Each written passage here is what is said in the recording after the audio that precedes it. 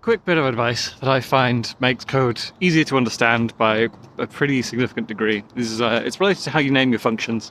I call it the AND rule. And so essentially, you name your functions typically based on what they're doing. And if you name your function with an AND in the title, generally that's a suggestion that you've written too much in that function and you should be splitting it up into separate functions that are all smaller. I would say ideally less than 20 lines if you can do it.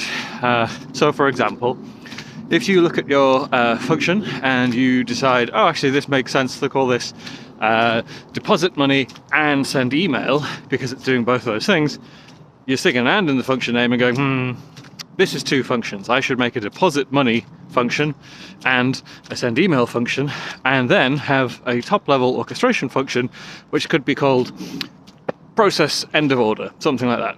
And so the idea here is that this is supposed to help you drive towards having smaller decomposed functions that do single things. Always have your functions do one thing at a time. Makes it easier to test, makes it easier to read. If you're a reader of this kind of code and you don't care about sending emails, but you do care about depositing funds, you read that first top level function and you kind of go, oh, okay, so we're going to deposit and then send email.